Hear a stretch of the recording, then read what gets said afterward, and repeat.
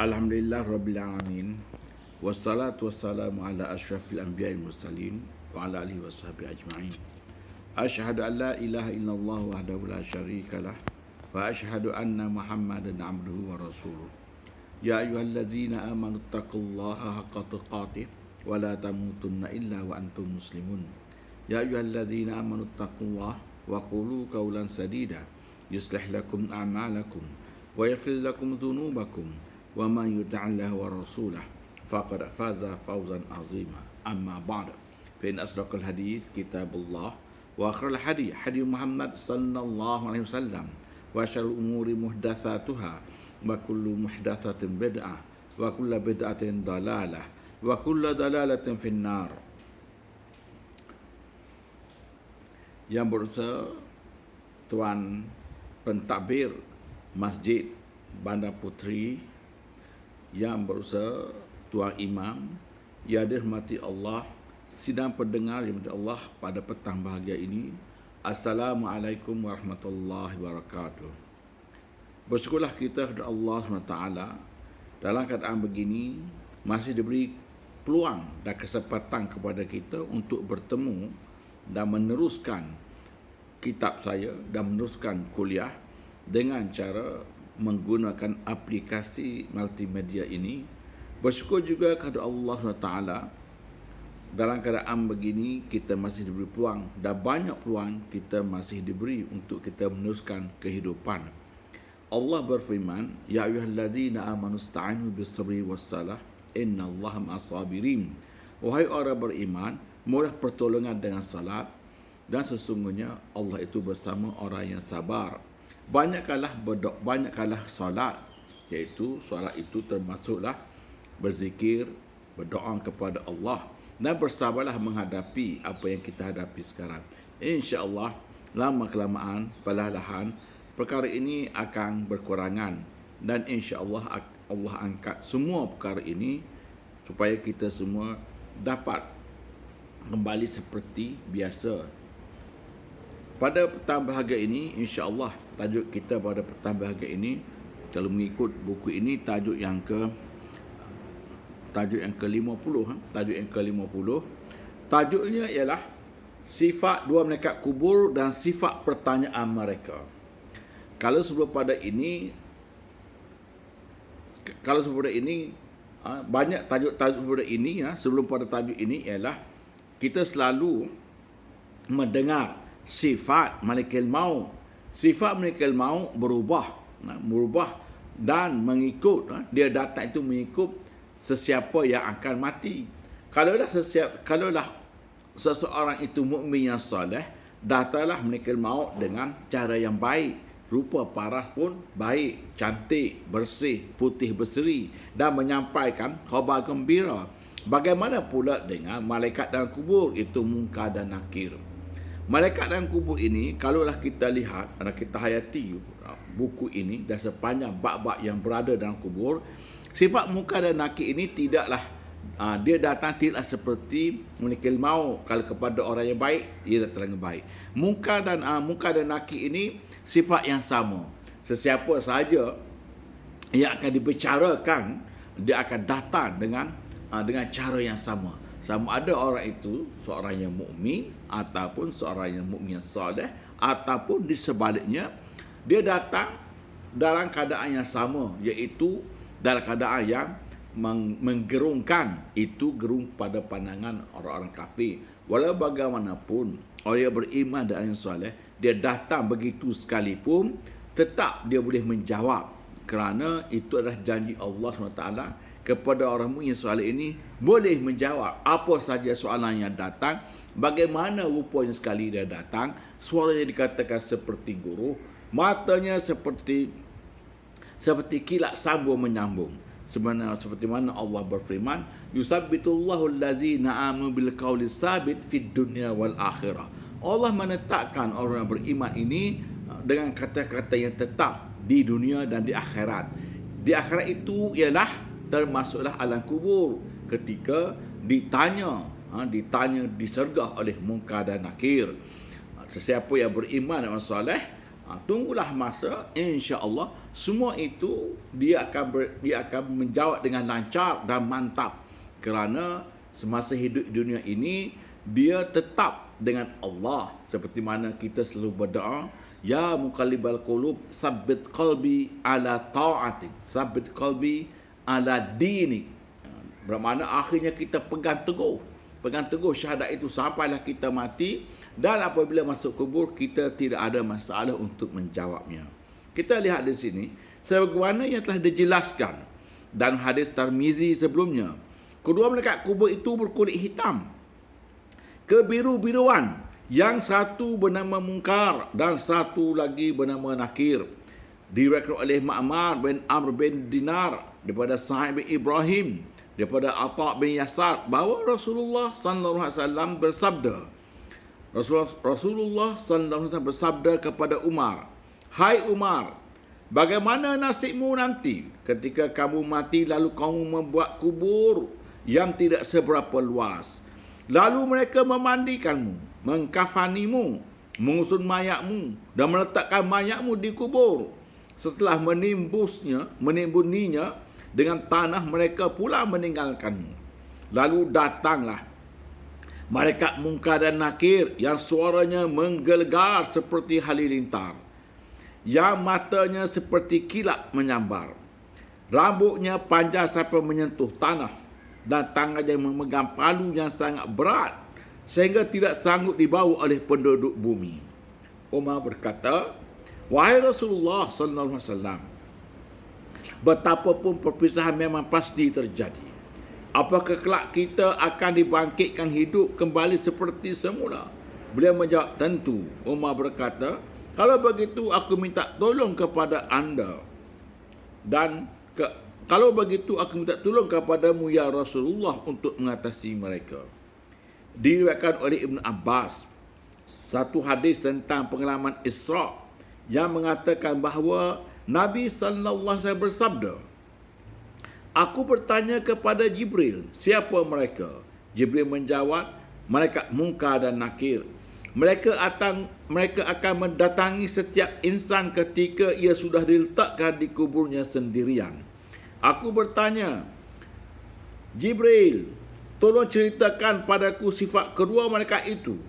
Jibril menjawab, "Baiklah, mereka adalah makhluk yang tinggi besar, tampaknya sangat mengerikan, suaranya menggelegar bagai halilintar, matanya tajam seperti kilat yang menyambar, taringnya runcing bagai tanduk, dari mulutnya, tenggoroknya dan telinganya keluar api yang menyala-nyala, rambutnya menyapu tanah, kukunya runcing, dan masing-masing memegang tongkat dari besi yang sangat berat sehingga tidak sanggup digerakkan oleh seluruh makhluk yang ada di muka bumi. Mereka mendatangi seseorang yang telah diletakkan dalam kubur sendirian. Dengan izin Allah, mereka mengembalikan ruhnya ke jasadnya setelah menyuruhnya duduk di kubur. Mereka mendesaknya dengan suara yang sangat keras hingga mampu meretakkan tulang-tulang rusuknya dan merontukkan semua persendiannya. Setelah pengsan beberapa saat, mereka menyuruhnya untuk duduk kembali. Lalu mulalah mereka berkata kepadanya, "Sekarang kamu sudah berada di alam barzah. Fikirkanlah keadaanmu dan kenalilah posisimu."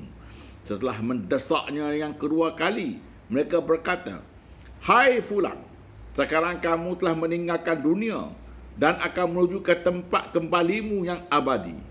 Jawablah pertanyaan kami. Siapa Tuhanmu? Apa agamamu? Dan siapa nabimu? Jika ia orang mukmin, Allah akan mengajarinya hujahnya sehingga ia menjawab, Tuhanku adalah Allah, agamaku adalah Islam, dan nabiku adalah Muhammad sallallahu alaihi wasallam." Pada saat itu mereka mendesaknya dengan suara yang sanggup membuat semua sendi-sendi menjadi rontok dan keringatnya keluar bercucuran. Mereka berkata, "Hai fulan, cubalah kamu fikir sekali lagi jawapanmu tadi, kerana Allah telah memberimu keteguhan berupa ucapan yang mantap dalam kehidupan di dunia dan akhirat. memberinya rasa aman dan menghilangkan rasa takut sebagai bukti kasih sayangnya. Maka ia sama sekali tidak merasa gentar kepada dua malaikat tersebut. Dengan tenang ia hadapi mereka dan siap untuk berdebat. Ia berkata, aku tahu kalian sedang mengancam aku supaya aku ragu terhadap Tuhanku. Kalian ingin supaya aku mengambil pelindung selainnya. Padahal aku bersaksi bahawa tidak ada Tuhan selain Allah. Dialah Tuhanku, Tuhan kalian dan Tuhan segala sesuatu. Nabi Muhammad sallallahu alaihi wasallam dan agamaku Islam. Mereka membentaknya dan mengulang lagi pertanyaan, tetapi dengan penuh keyakinan ia menjawab, Tuhanku adalah Allah pencipta langit dan bumi. Hanya kepadanya lah aku menyembah. Aku tidak mempersekutukan dia dengan sesuatu pun. Dan aku tidak akan menjadikan siapa pun selainnya sebagai Tuhan. Aku tahu kalian sedang mengujiku supaya aku meragukan Tuhanku dan mempengaruhi aku hanyalah menyembah kepadanya. Sungguh dialah yang tidak ada Tuhan selain pada dia. Setelah mendengar jawapan tersebut yang diulang sampai 3 kali, kedua malaikat itu pun akhirnya menyerah. Mereka lalu terlihat sangat bersahabat dengannya. Sambil tersenyum, mereka berkata kepadanya, kamu benar, rupanya Allah telah menyayangi kamu dan memberi keteguhan. Bergembiralah dengan surga dan kemuliaan Allah. Kemudian kuburnya direnggakan sehingga menjadi luas sejauh mata memandang. Dan dibukakan untuknya sebuah pintu yang menuju ke surga. Ia pun memasukinya dan merasakan suatu surga yang harum dan indah sebagai kurnia Allah yang belum pernah dirasakan sama sekali. Melihat hal itu, ia yakin sebagai orang yang beruntung kerana ia lalu bersyukur kepada Allah. Kemudian dalam kubur, malaikat menjadikan sebuah hamparan permaidani dari sutera surga dan memasang 2 buah lampu dari cahaya. Satu berada di dekat kepalanya dan satu berada di dekat kakinya. Lalu berhembus aroma yang lain. Begitu mencium, ia langsung mengantuk dan ingin tidur. Malaikat berkata, tidurlah kamu dengan sukacita seperti pengantin baru, tanpa rasa takut dan rasa sedih. Selanjutnya di dekat kepalanya muncul amal soleh yang pernah ia lakukan sewaktu di dunia, menjelma menjadi sosok sangat indah dan beraroma sangat harum. Malaikat berkata, itulah amalmu dan ucapanmu yang baik. Allah telah mengubahnya menjadi sosok yang sangat baik dan sangat harum untuk menemanimu yang sendirian di kubur. Bersamanya kamu akan aman dari segala gangguan dan bencana. Dia tidak menelantarkan kamu di kuburmu ini sampai kamu nanti masuk syurga berkat rahmat Allah. Tidurlah sebagai orang yang berbahagia. Sekak sungguh beruntung kamu kerana mendapat tempat kembali yang baik. Setelah mengucapkan salam, kedua malaikat itu pun berlalu. Hadis ini cukup panjang. Kita imbas balik sedikit. Imbas balik mana yang kita imbas balik daripada mula. Apabila kita dimasukkan dalam kubur, pada mulanya tentang Sayyidina Umar Al-Khattab. Lalu Nabi tanya dia, bagaimana kamu nanti nak masuk kubur nanti? Umar Al-Khattab, hanya Allah sahaja yang dapat menolong aku. Seperti mana hadis Nabi, hadis Nabi, doa Nabi yang ajar kepada kita, Allahumma inni a'udzubika min azabil qabr, la ilaha illa ant. Aku berlindung daripada azab kubur, tidak ada Tuhan lain daripada Engkau ya Allah. Ini dalam kubur. Jadi Sayyidina Umar Al-Khattab, hanyalah Allah, hanyalah Engkau sahaja yang mengetahui perkara ini, iaitu Nabi Muhammad sallallahu alaihi wasallam. Kemudian dibaca Imam Qurtubi bawa satu hadis Ibn Abbas yang cukup panjang. Pada mulanya, pada awal hadis itu menceritakan Nabi Isra Mi'raj. Lalu Nabi lihat 2 malaikat. Nabi tanya, siapa itu? Lalu lihat, Jibril menjawab. Nabi bertanya kepada Jibril, siapa mereka? Jibril pun bilang itulah Munkar dan Nakir. Dan Nabi minta Jibril ceritakan bagaimana siapa itu Munkar dan Nakir. Jibril mengatakan Munkar dan Nakir ini wajahnya kebiru-biruan, sangat mengerikan, suaranya seperti guru, matanya tajam seperti kilat sambar menyambar, ada taringnya sangat tajam seperti tanduk, dan dari mulutnya keluar api yang beruap, keluarnya api, dan rambutnya mencecah bumi, dan ada palu di tangannya, dan palu itu tidak akan terangkat walaupun seluruh dunia cuba untuk mengangkatnya. Itulah Munkar dan Nakir yang akan datang kepada kita semua. Perjanjian itu adalah benar. Sebenarnya kita beriman kepada Allah, beriman kepada malaikat, beriman kepada kitab. Dan perkara ini, pertemuan kita Munkar dan Nakir itu adalah perkara yang pasti. Itu adalah daripada hadis-hadis sahih Nabi sallallahu alaihi wasallam. Orang yang tak percayanya ialah orang-orang yang tak beriman kepada perkara gaib. Orang ateis, seperti orang ateis, dia tidak percaya kerana perkara itu tak dapat dilihat dengan matanya sendiri. Ada juga kisah-kisah orang dulu minta gali kubur. Apabila kubur dia lalu, tak ada apa pun dalam kubur. Tidak ada pun binatang bisa. Tidak ada pun apa. Yang adanya ialah tanah. Yang adanya ialah tulang-tulang saja. Mana ada perkara itu? Itu alam yang kita lihat. Tapi kita ini beriman dengan perkara gaib. Maknanya di sebalik itu ada alam gaib, kita beriman. Ada Munkar dan Nakir, ada seksa.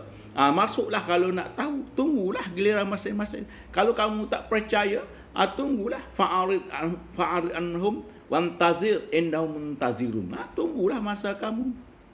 Fartakib indahum murtakibun. Tunggulah, mereka pun tunggu. Kita tunggu. Kita tunggu dengan kebenaran daripada Allah dan Nabi-Nya. Kita tunggu Munkar dan Nakir. Dan kita dijanjikan oleh Allah, kalau kamu tetap dengan aku di dunia ini dan kubur nanti, kamu juga tetap sebagaimana kamu tetap bersama aku. Yusabbitullahu allazina amanu bil qauli tsabit fil hayati dunya wal akhirah. Kalau kamu tetap dengan aku akan tetapkan kamu semasa kamu nak menjawab. Dan seterusnya, datanglah. Apabila diletakkan, datanglah ia. Apa soalannya? Soalan ini sebenarnya dah bocor lama. Soalan ini semuanya orang tahu. Orang kafir pun tahu kerana dia melalui pengetahuan membaca. Jadi apabila dia tanya soal, siapa Tuhanmu? Apa agamamu? Siapa nabimu? Apa kiblatmu? Apa kitabmu? Semuanya boleh dijawab semasa di dunia. Adakah dalam kubur nanti boleh jawab? Yang menjawab dalam kubur itu nanti ialah orang yang tetap kepada Allah semasa di dunia. Di dunia ini orang kafir boleh jawab. Semua boleh jawab soalan ini walaupun dia orang kafir. Bahkan orang kafir ini mengarang kitab-kitab tafsir berjilid-jilid. Bahkan orang kafir ini mengarang sirah Nabi sallallahu alaihi wasallam berjilid-jilid. Adakah mereka lebih mahir daripada orang Islam untuk menjawab soalan itu di kubur? Jawapannya, mereka tidak boleh menjawab. Kerana ilmu pengetahuan itu, ilmu pengetahuan dalam kubur adalah ketetapan semasa di dunia. Kamu tetap dengan siapa semasa di dunia?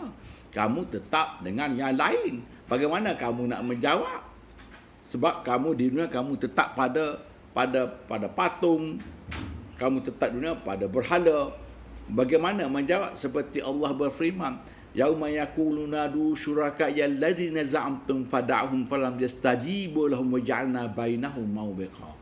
Pada hari akhirat mereka diseru, bawalah tuhan-tuhan kamu, patung-patung kamu untuk tolong kamu. Bolehkah mereka nak tolong? Maka tidak ada jawapannya. Tidak ada jawapannya. Begitulah dalam kubur, apatah lagi dalam kubur, bolehkah mereka nak menjawab itu semua? Allah dah firman, Nabi pun dah bersabda kepada kita, yang boleh menjawab itu ialah orang beriman dan beramal soleh. Kerana orang ini tetap pada Allah di dunia.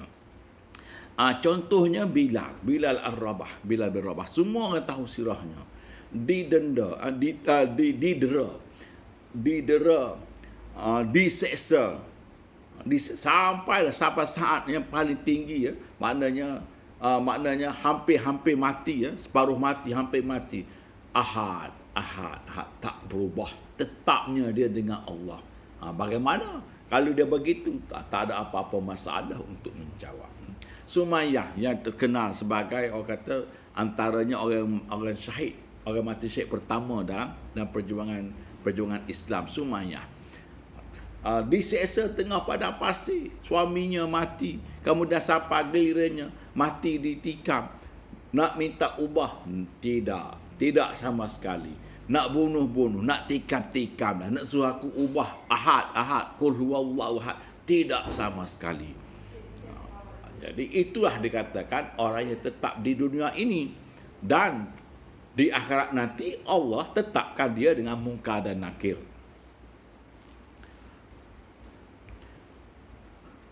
Apabila datangnya munkar dan nakir itu, dia datang dengan suara seperti guru, mendesak-desak, "Hai fulan, siapa Tuhanmu? Apa agamamu? Siapa Nabi?"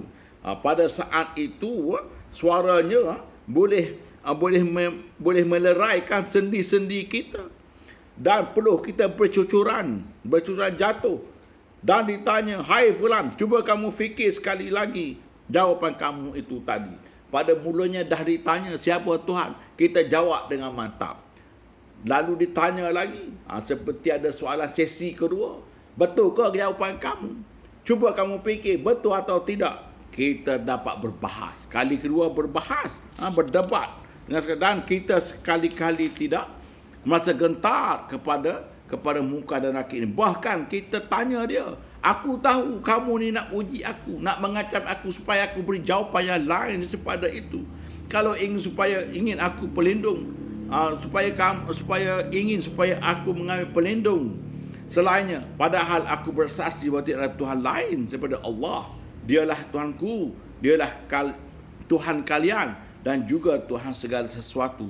Nabiku Nabi Muhammad sallallahu alaihi wasallam, dan agamaku Islam tak berubah." Lalu ditanya lagi kali ketiga, seperti ada soalan sesi ketiga, mereka sedesaknya lagi dan ulangkan lagi, "Betul ke kamu ini?"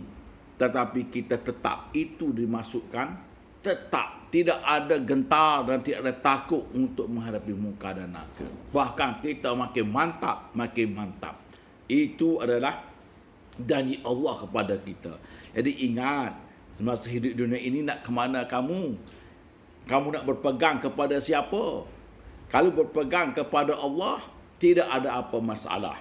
Kalau kamu berpegang kepada lain, kamu akan menghadapi masalah, kerana kamu tidak menyembah Allah. Sedangkan kalimah la ilaha illallah diseru oleh Nabi, dah sampai kepada kamu, tapi kamu dengan sombong dan angkuh. Sombong dan angkuh tidak mahu menerima seruan itu. Seperti kita menerima, "Rabbana innana sami'na munadiyan yunadi lil imani an amanu bi rabbikum fa amanna. Rabbana farfil lana zunubana wa kafir anna sayyiatina wa tawaffana ma'al abrar. Rabbana wa atina ma wa'atana ala rasulika wa la tukhzina yaumal qiyamah." Mana kita mendengar suara Nabi, kita beriman, kita mohon ampun kepada Allah. "Wahai Tuhan, matikanlah aku bersama orang-orang yang baik, dan watafama al-abrar. Rabbana wa atina ma wala tukhzina yaumal qiyamah." Jangan engkau mengecewakan aku yaumul qiyamah, iaitu termasuklah dalam kubur. Janganlah engkau kecewakan aku. Bermakna kita tak akan kecewa. Innaka la tukhliful mi'ad.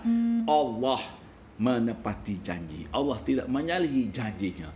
Yaumul qiyamah itu ia termasuklah dalam kubur. Jadi kita boleh menjawab dengan mantap. Jadi, dan pertanyaan itu diulang. Pertama, kali kedua, kali ketiga. Kita kali kedua tetap tak akan berubah. Tetap tak akan berubah. Kita menjawab seterusnya. Lepas itu, apabila kita selesai, mengakulah munkar dan nakir ini. Mengaku. Kamu amat benar dan benar sekali. Itu kita nampak kedua dan kita menjadi bersahabat dengannya. Lalu tersenyum, mereka berkata kepada kita, kamu benar. Rupanya Allah menyayangimu dan memberi keteguhan. Bergembiralah dengan surga dan kemuliaan Allah. Dan sebelum dia pergi, kubur pun menjadilah taman surga. Luas sejauh mata memandang. Dibuka kepada kita ini, insya-Allah, sebuah pintu menuju ke surga. Pintu itu melambai-lambai kita untuk kita masuk. Dan kita pun masuk dan merasakan sesuatu surga yang harum sebagaimana kurnia Allah sebelumnya pernah kita rasakan sama sekali. Melihat itu, yakinlah orang yang beruntung. Dan kita bersyukur kerana kubur malaikat sediakan hamparan. Malaikat sediakan hamparan permaidani dari surga. Bermaknanya kita dalam kubur itu ada hamparan. Kalau orang kafir, dia didatangi satu papan. Papan itu daripada neraka untuk alasnya. Kita insya-Allah ada hamparan. Hamparan kita permaidani dari surga. Dan dipasangkan dua lampu, satu lampu di kepada kita dan satu lampu berada di dekat kaki kita. Terang kubur kita, terang benderang, luas, lapang. Dan datang lagi angin yang berembus, haruman yang sangat harum. Haruman itu selalu disebut adalah haruman kasturi daripada syurga. Apabila kita menghidunya, lalu kita pun mengantuk dan tertidur. Mereka berkata, tidurlah wahai Tuan, tidurlah dengan suka seperti pengantin baru, tanpa rasa takut dan sedih.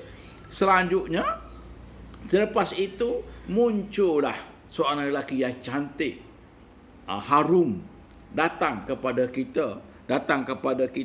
Itulah amalan soleh kita. Itulah amalan soleh kita yang selama ini kita lakukan semata-mata mencari keredaan Allah. Perbuatan kita adalah perbuatan kerana Allah. Kalau Allah murka, kita tak buat. Kita jauhkan diri daripada kemurkaan Allah. Apa yang Allah suruh, kita buat kerana untuk mencari keredaan Allah SWT. Kita beramal soleh untuk mendapat keredaan Allah. Kita tak buat perkara yang dimurka oleh Allah kerana kita tak mahu orang kita ini orang yang dimurkai. Ghairil maghdub, kita bukan orang yang dimurkai. Dan kita bercakap dengannya, dia berteman kepada kita. Itulah beruntungnya orang yang beriman dan orang yang saleh ini. Insya-Allah kita begitulah di kubur kita nanti, ya. Insya-Allah begitulah. Dan Nabi ingatkan, doalah daripada azab kubur ini, jadilah orang yang berjaya. Asasnya ialah ayat hal yastawi ashabun nar ashabul jannah ashabul jannati humul faizun. Adakah sama ahli neraka dan ahli syurga? Ahli syurga itu adalah orang tak akan sama selama-lamanya.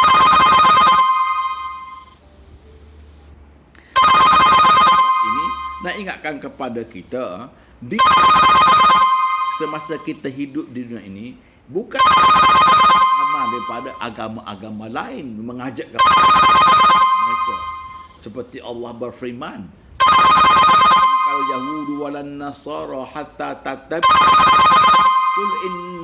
kul innal huda hudallah kul inna hudallahi wal huda wala in ittaba'ta ahwa'ahum ba'da allazi ja'aka minal ilmi innaka idzal wala in ittaba'ta ahwa'ahum ba'da allazi ja'aka minal ilmi ma laka minallahi min waliyyin wala nasir. Orang Yahudi Nasrani tak akan reda dengan kita sehingga kita masuk agama mereka. Sehingga kita masuk agama mereka. Begitu juga dengan Hindu, begitu juga dengan komunis, begitu juga dengan orang antis. Bukan tak ada ancaman. Bahkan mereka ajak dengan menawarkan keuangan, menawarkan dengan keduniaan, menawarkan berbagai-bagai kemudahan dan juga kemewahan. Ada. Tetapi kita tetap la ilaha illallah. Pilihlah. Kalau dari segi akal, fa'alhamaha fujuraha wa taqwaha. Aku ilham kepada kamu. Jadi kita tetap, walaupun tak ada duit yang itu, kita tak gadai dengan dunia. Seperti mana ahli kitab dia tukar dunia ini dengan akhirat. Ulaika allazina ishtaru ad-dala la tabil huda. Mereka dia tukar membeli dunia ini dan sanggup lepaskan hidayah Allah. Dan mereka adalah ahli neraka. Dalam kubur mereka azab ahli kitab ini yang menukar hidayah Allah dengan dunia ini. Itulah diingatkan kepada kita. Ancaman kita tetap ada, cabaran keimanan tetap ada, tetapi kita tetap kepada Allah Subhanahu Wa Taala. Jadi setakat itulah yang dapat saya sampaikan. Yang baik itu adalah hidayah Allah, yang buruk pada saya sendiri. Sesamalah kita meniti di atas jalan-jalan siratal mustaqim, iaitu itulah jalan yang benar, yang lurus, sehinggalah kita berada dalam kubur sebagai seorang yang diridai oleh Allah, dikasihi Allah, seperti mereka kata Allah menyayangi kamu. InsyaAllah kita semua selamat. Kita tangguh sesi ini dengan sebuah kafarah dan surah Al-Alaq. Subhanakallahumma bihamdik asyhadu an la ilaha illa anta astaghfiruka wa atubu ilaik. Bismillahirrahmanirrahim. Wal-'asr innal insana lafi khusr illa alladziina aamanu wa 'amilus shalihaati wa tawassaw bil haqq wa tawassaw bis sabr. Sekian, assalamualaikum warahmatullahi wabarakatuh.